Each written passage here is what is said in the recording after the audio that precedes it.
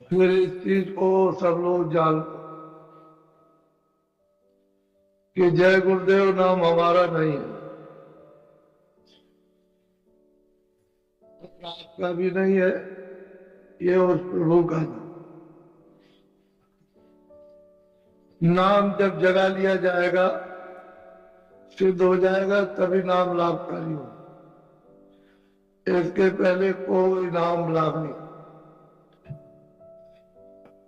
जिव्या के नाम ये वर्णात्मक है, जो जबान से बोला जाए वो वर्णात्मक नाम, और जो अपने आप बोला वो धुनात्मक है। तो धुनात्मक नाम की साधना करने से सिद्ध हो, वर्णात्मक नाम से सिद्ध नहीं होगा। वर्णात्मक नाम लेने से इंद्रियों पर शुद्धि का असर होता है।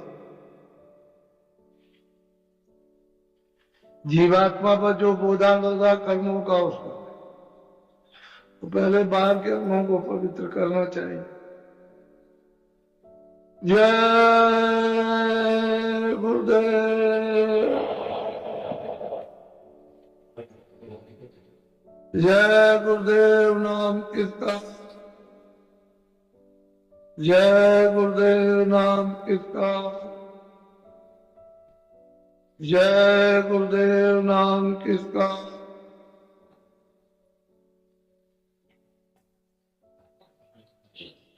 सही सच्ची बात तो है कि वो सबका है, किसी एक का नहीं है। जब आप उससे अलग हो गए और सगल सूरत भूल गए, तो आप अपने पिता को भी कह सकते हो कि मेरा बाप नहीं है। बच्चे को पैदा किया, पिता प्रदेश में चला, बच्चा उस समय पर 6 महीने का, 20 साल के बाद में जब वो आए तो देखा कि 20 साल का तो बच्चा है। तो लोगों ने कहा ये तेरा पिता है क्या? लगे नहीं, ये मेरा बाप नहीं। ठीक इसी तरह से हम लोग अपने पिता को, अपने प्रभु को भूल, हम नकार रहे हैं कि ये नहीं है, ये नहीं है। ये बात भूल भरम थी। जब भटक गए तो ये याद, अगर जाग जाओगे तो इतना होश आ जाएगा कि जब मिलोगे तो कितना रोगे। जैसे पाइप से मोटी धार पानी की चलती है, ऐसे ही धारा चलती है आंखों पे, आंसू।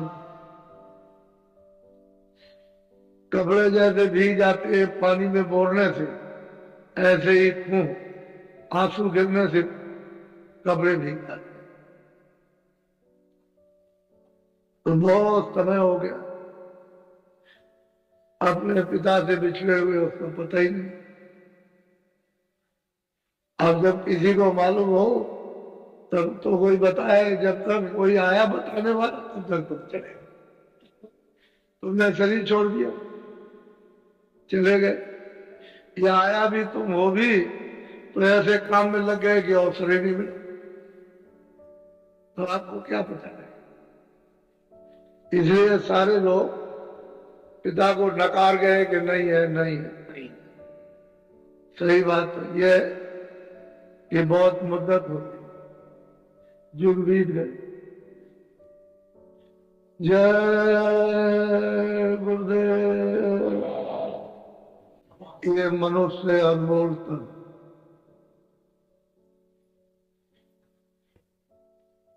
आपको दिया गया है किराए पर, थोड़े समय के लिए मृतलोक में उसने जो अपना विधान बना दिया और उसका अधिकार आपको सब दे दिया कि अच्छा है, ये बुरा है, ये पाप है, ये पुण्य है। पाप को मत करना, पुण्य को करना।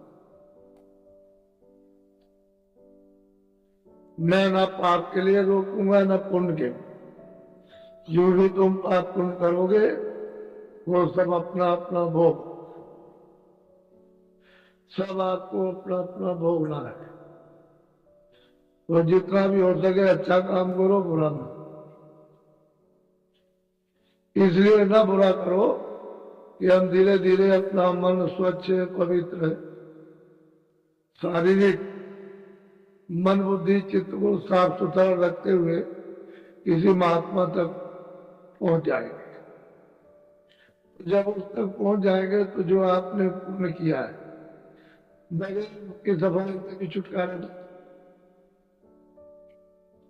आप उससे रास्ता पकड़ लोगे जल्दी। क्योंकि बुरा आपने किया नहीं, अच्छा किया वो जमा है। अच्छे को भी साफ कर दोगे छुटकारा हो जाए। लेकिन जब वहां तक पहुंच जाओगे तो जुक्ति दे देंगे, रास्ता दे देंगे, धीरे से मेहनत करेंगे और आपसे कराएंगे, और धीरे से वो भी जो आपने पुण्य जमा किया वो भी जल जाएगा। जब वो भी जल जाएगा, न पुण्य रहेगा न पाप, तो जीवात्मा की रिहाई हो जाएगी काल के दिन। न वो जलवेगी न मरेगी, न चार खानों में जाएगी, न 84 लाख योनियों में। उसको किसी होने भी नहीं जाना, छुटकारा हो जाएगा। लेकिन तुम इस शरीर को पवित्र स्वच्छ साफ नहीं रखोगे तो यही रुक जाओ, आगे आप जा नहीं सकते। तो महात्माओं के न मिलने का बहुत बड़ा नुकसान है, भारी नुकसान है। अगर महात्मा मिल जाएंगे तब तो नुकसान से बच जाओ और जीवन की आपकी यात्रा भी पूरी हो जाएगी, नहीं तो ये यात्रा असफल रहेगी। तो ऐसा तनपा कर नर नारियों ने कि दरवाजे में बैठे वो सब कर सकते। ये बच्चे अनपढ़ है, कभी कभी सुनाती हैं कि महाराज बहुत जोर से घंटा बजता है, बहुत तेजी के साथ, इतनी तेजी के साथ बजता है कि हम कहीं भी पढ़ाई नहीं। अब इनकी बात को अगर सुनो चुपचाप तो आप कहोगे तो पढ़ी लिखी नहीं है, ऐसी बात नहीं। उधर पढ़ने लिखने की तो कोई जरूरत है, वो तो परा विद्या है। जो इस विद्या को पढ़ लेगा वो सर्वोपरि, सबके ऊपर हो गया। ऐसी विद्या है वह अध्यात्म विद्या। तो जब लोग सुनते हैं ऐसी कभी कभी कानों में भनक पड़ती है कि ये क्या कह रही है बाबा जी से, फिर और कुछ बताती है कि ये बाबा जी ऐसा ऐसा लोक का है। लोक का मतलब दिखाई देता है, तो जो सामने देखेगी वही बताएगी। ऐसे अलग टप्पू कुछ नहीं, जो देखते उसको इशारा करती है, तो उसको समझा दिया जाता है कि तुम ऐसा आप करना। कहने का मतलब यह है कि आप ये समझते होगे कि पढ़ा लिखा ही करेगा, अनपढ़ आपसे ज्यादा जल्दी ज्यादा, क्योंकि उनका मन ज्यादा फैला नहीं रहता। आपका मन तो बहुत फैला है, ऐसे फैल गया लेट के, अब वो जगह ही नहीं जगता। इंद्रियों पर घुटना टेक लिया और उसने अपना सिर रख दिया, अब उसको छोड़ता नहीं। तो ये सीधे साधे हैं, इनका जल्दी से छूट गया इससे पिंड। ऐसा कभी मत समझो, और कोई कभी मत समझो कि मैं पढ़ा लिखा नहीं हूं तो मुझे नहीं मिलेगा। सबसे पहले उसको दे नहीं रहे ये बात।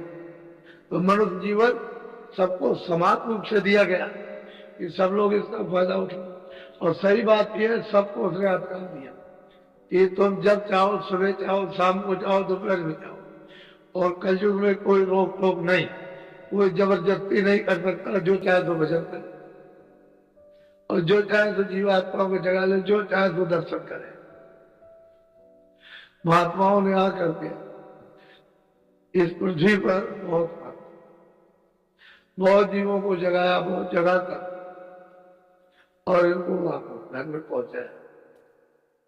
छोटा मोटा काम नहीं किया, लेकिन आप फिर भी, ये तो जीव है, 84 से आएंगे, 4 खाने 84 लट्टूनिया, अंडज पिंडज और अस्थावर, जो अंडे से पैदा होते हैं अंडज, जो जोर से जेर से पैदा होते हैं पिंडज। और बरसात आती है तो पृथ्वी से एकदम निकल बसते हैं, उसको कहते हैं उखमच। और वृक्ष आदि जो खड़े हुए पृथ्वी पर, इसको अस्थावर। ये तो 4 सेंट्रल जेल खाने, और बाकी अपने छोटे छोटे बहुत है। 84 लक्ष्य यानी मतलब जेल खाने हैं। तो उसमें अब जी उधर से घूम के आता है, 8 टूट करके वहां से लौट करके आएगा कितने जुगों के बाद।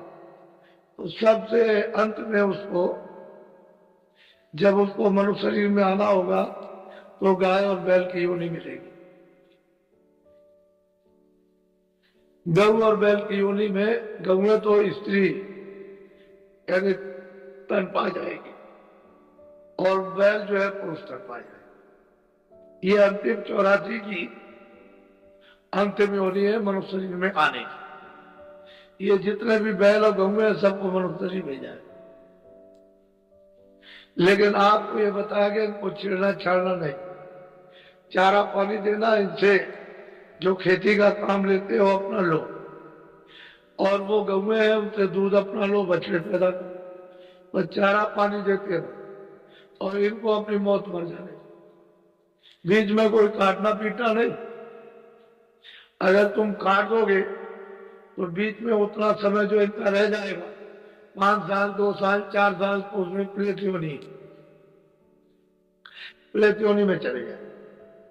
प्लेटियोनी होती है, उसका पेट बहुत बड़ा,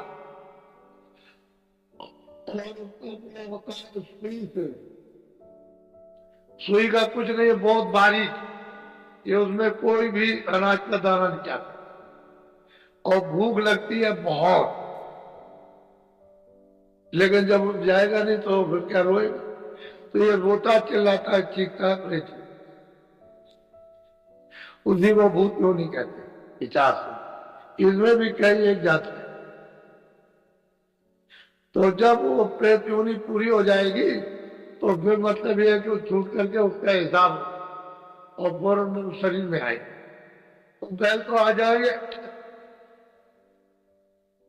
बच्चे की योनि में, गऊंगे आ जाएंगे बच्चे। अब उनका स्वभाव चिड़चिड़ा, क्योंकि वो चिल्लाती रही, या दौड़ी, उसको लगी उसको लगी उसको लगी, रोई गाई, दिन भर रोती है, वो चिल्लाती है हमेशा, और उसी में है उनका वो फिर जीवन समाप्त। उसके बाद ऐसा हुआ, बाद में हिसाब होगा, हिसाब हुआ, अब उनको मनुष्य शरीर में आ। तो आपके यहाँ बच्चे और बच्चे बने, बाप का एक भी बात पर कहना नहीं माने, सास ससुर का एक भी कहना, अपने पति का एक भी कुछ नहीं, आंख दिखाएंगे तुम्हारी दम निकल जाएगी। अब समझ लो इतना चिड़चिड़ा स्वभाव उनको। इससे क्या मतलब? इसलिए महात्माओं ने कहा था कि गऊ और बैल को चारा पानी देना अपनी मौसम में, लेकिन आपने ये नहीं। अब वो तंग नहीं करेगा, लड़कियां आप को तंग करती है, लड़कियां, पत्नी आप को तंग करती है, पतियां। ये तो भारत का आध्यात्मिक विज्ञान है, लोग थोड़ी हो जाएगा। ये लोग हो जाएगा तो जाने वाले हमें समझेंगे। अब आप ना उनके पास जा सको तो इसलिए आपको ये बताया गया था, तो आपने कुछ भी पालन नहीं किया। कहते हम रामायण जानते हैं, हम गीता जानते हैं, हम कुरान जानते हैं, कुछ नहीं। कोई किसी को नहीं जानता है, बस जायका, इंद्रियों के स्वाद, बस कुछ नहीं। कोई कुछ जानता नहीं, बस इसमें फंसे हुए हो। और दिल बहलाने का मजहब धर्म है। अरे भाई मजहब दिल बहलाने का, मजहब के लिए तो लोगों ने उसे रूहानियत, उसे खुदाई खजाने को, यानी मतलब कितनी उन्होंने रियाज मेहनत की, कितनी तकलीफ उठाई, तब जा करके वो पढ़ा। और आप उसको ऐसे चीज यह है कि मनुष्य शरीर यह हाईएस्ट स्टेज है। ये अंतिम दरवाजे पर जीवात्मा को बैठा दिया और कह दिया देखो भाई, मिलो महात्माओं से रास्ता वो बताएंगे, किताबें रास्ता नहीं बताएंगी, ईश्वर नहीं बताएगा, क्योंकि वो तो बताने के लिए आएगा। किताबें किताबों में समझ नहीं पाओगे, महात्मा के पास। वो तो कहते हैं जो मुझसे मिला, जो मेरे पास आता जाता उससे मिलो, वो तुमको मेरे पास पहुंचा देगा, सीधा काम।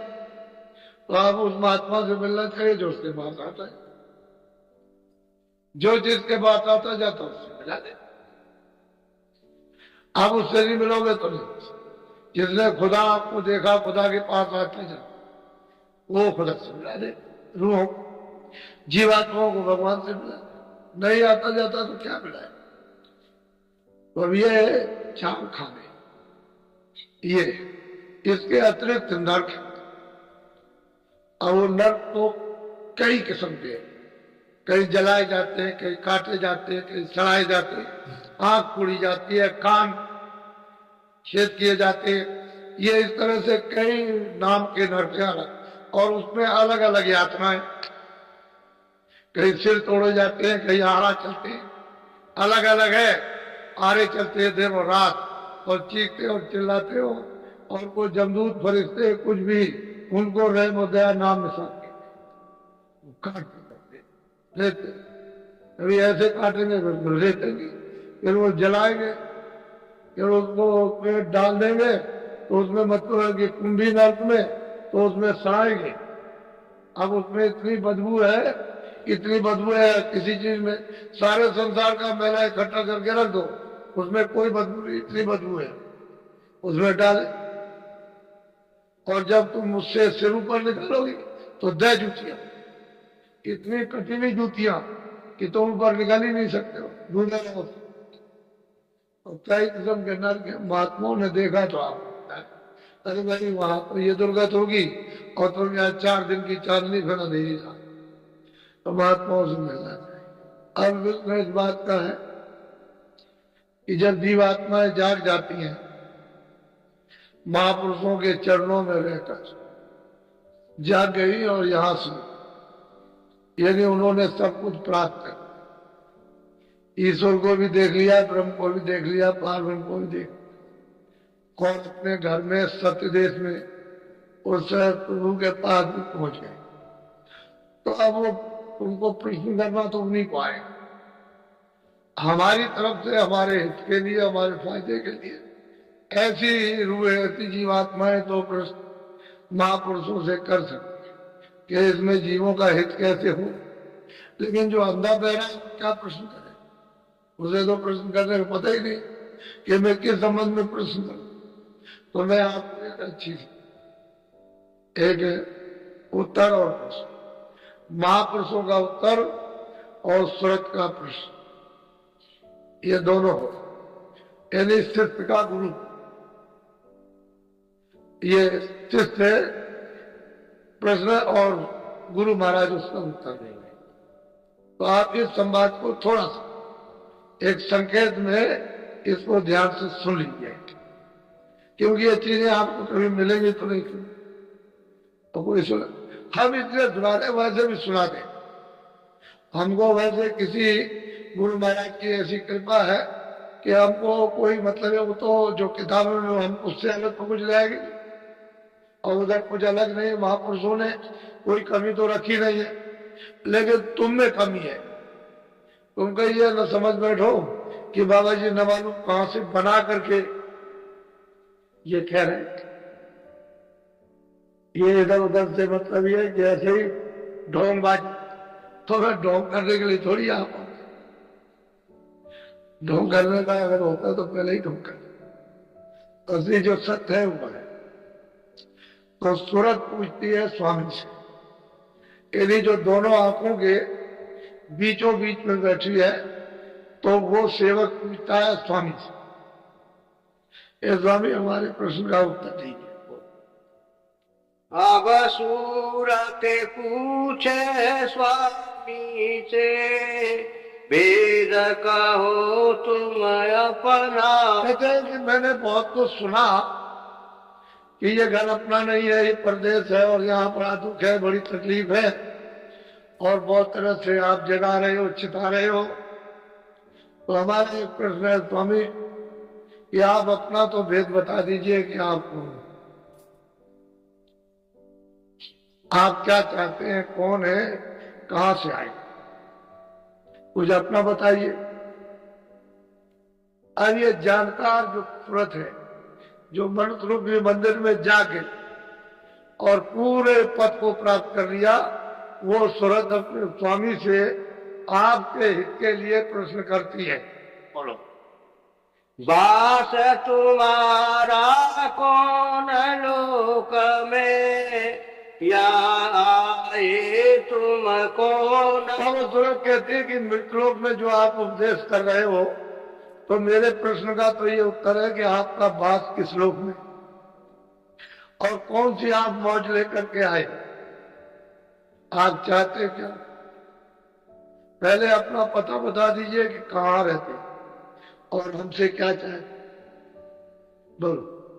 देश तुम्हारा कितनी दूर, खोजे सूरत न पावे। और सूरत कहती है मनुष्य रूपी मंदिर में बैठकर अपने स्वामी से कि हे स्वामी, ये बताइए कि देश से, यहाँ मृतलोक से आपका देश कितनी दूर है, आप कहां रहते। क्योंकि हमने तो यहां सब जगह ढूंढा, यहां मृतलोक में भी हमने सब जगह देख लिया कि आपका कहीं पता नहीं लगा। सब जगह ढूंढा, तीर्थ भी किए, व्रत भी किए, जब भी किए, तब भी किए, यज्ञ भी किए, ये किया, वो, ये सब कुछ किया, लेकिन यहां कहीं भी आपका पता नहीं लगा। तो आप किस देश के रहने वाले और मृतलोक से आपका देश कितनी दूर है। बोलो। मैं बिचारी तुमसे कहो कैसे, देश पराए आए। और वो सूरत मनुष्य मंदिर में मृतलोक में अपने स्वामी से प्रश्न करती है कि स्वामी ये बताइए कि मैं आपसे क्यों बिछुड़ गई, अलग क्यों हो गई आप, और कितने दिन से अलग, मैंने कौन सा अपराध किया, कितने दिन से अलग हो गई, क्यों बिछड़ी, मुझको अलग क्यों कर दिया गया। ये भी मेरे प्रश्न का उत्तर दीजिए। आप क्यों यहाँ आए, आपका देश कहाँ है, यहां से कितनी दूर है, हम आपसे क्यों बिछड़ी, क्या जरूरत पड़ी थी हमको अलग करने। ये सब तरह का प्रश्न कर रही। बोलो। मेरा हाल में कर गाओ, देश अपना मोई लखो। बहुत प्यार से कहती है कि अपना जो भी हाल है सब हमको खुला अलग अलग करके हमको बताइए। सब बिल्कुल विधि विधान से हमको समझाती है, जिससे हमारी सब तरह की शंका खत्म हो जाए, कोई शंका नहीं। और फिर मुझको दया करके अपने देश का पता ठिकाना दीजिए। बोलो। मन तन संग परी में कब से, दुख तक में जब। मैं मन और तन के साथ, इस तन के साथ और इस मन के, जिसमें मन है और तन, तन कहते हैं शरीर, इसके साथ में यहाँ बहुत दुख सुख, मुझको बहुत तकलीफ हो रही कब से। ऐसा मैंने कौन सा कसूर किया, कौन सा अपराध किया है कि मुझको एक तन में आकर के डाल दिया और यहाँ तरह तरह के मैं यहाँ पर जो भोग रही हूँ और कोई यहाँ सुनने वाला नहीं। और आप कहते हैं कि चलो अपने घर में, चलो अपने घर में, अपने घर में चलो, तो पहले तो हमको बताइए कि आप हैं कौन और किस देश में रहते हैं और कितनी दूर है, फिर मुझको आपने अलग क्यों किया। उसके बाद तन में आकर के तन और मन के साथ क्यों मुझको डाल दिया और मैं रो रही हूँ, चिल्ला रही हूँ, हमारी कोई फरियाद, कोई पुकार नहीं सुन रहा। बहुत ऊंचा प्रश्न, छोटा मोटा नहीं। बोलो।